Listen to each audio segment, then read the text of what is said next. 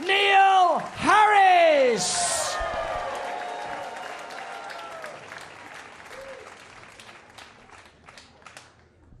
Mr. Chairman, Reverend Sirs. Bar mitzvah. Oh shit. This is the... I knew I should have bought a legal copy of Word.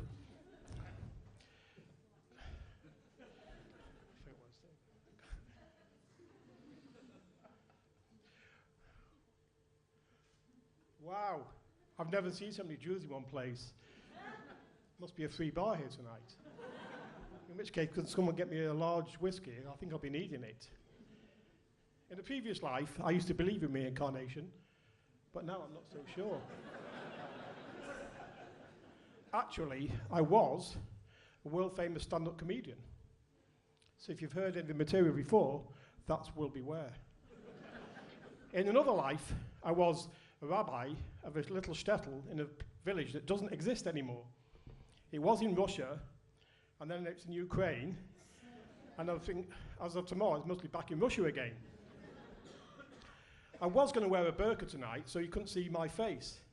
But can you imagine the headlines in tomorrow's Daily Mail, if I'm rubbish, man dressed in burqa bombs the Comedy Store.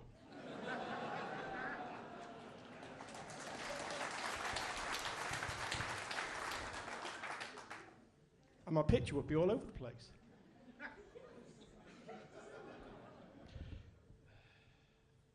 So I thought I'd best watch some other comedy acts to get some ideas. So I put the TV on and started watching it.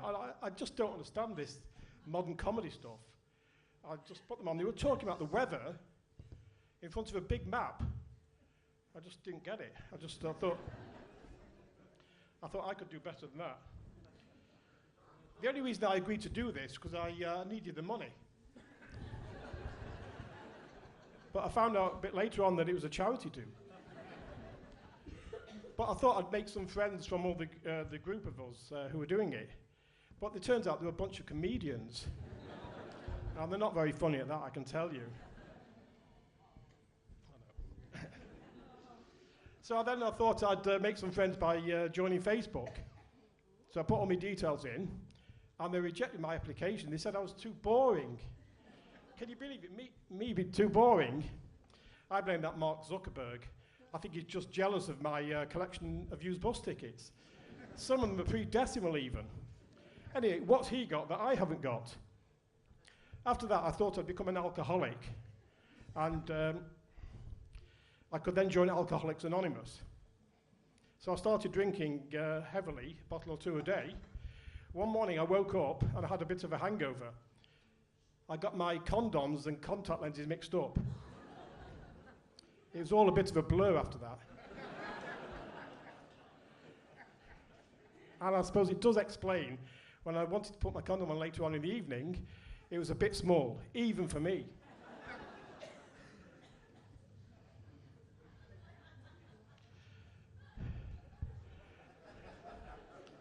Someone then suggested I should try speed dating. Speed dating is where you've got 2 minutes to chat somebody up before you move on to the next person. Unfortunately, I suffer from premature ejaculation.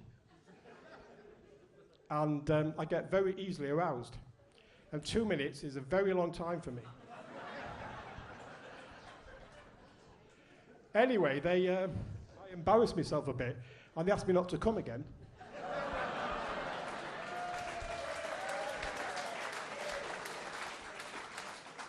It's true. Then somebody organised a blind date for me. They said they'd be wearing a flower in the buttonhole. So I ended up talking to this World War II veteran who was wearing a poppy. We ended up talking all night, and we got on so well that he asked me to marry him.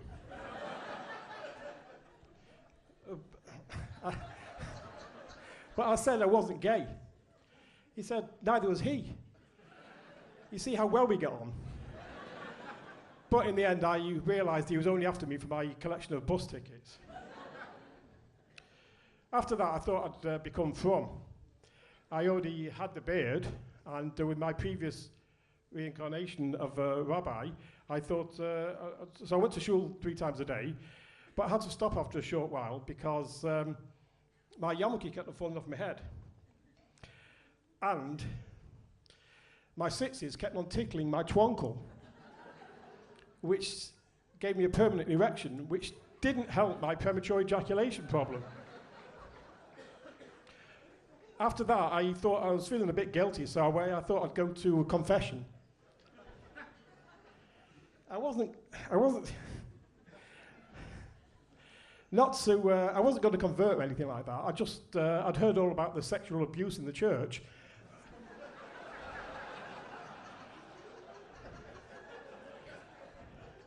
And I fancied a blowjob.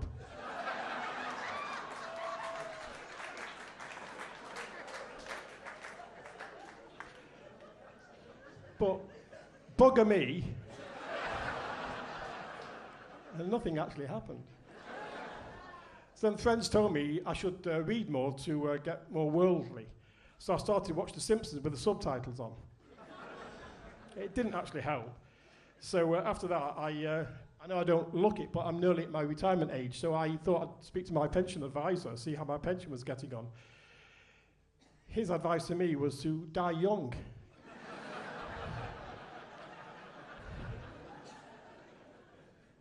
But knowing my luck, I'll live to be 100.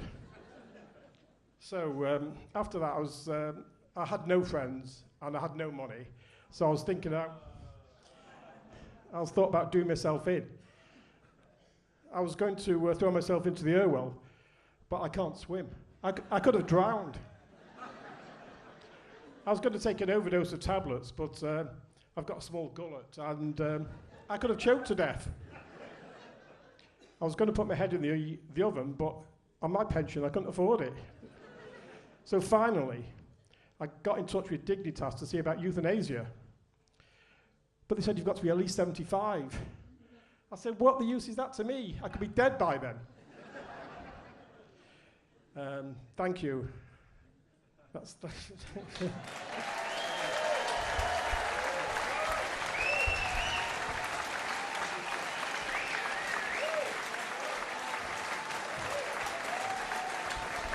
Neil Harris, ladies and gentlemen, Neil Harris.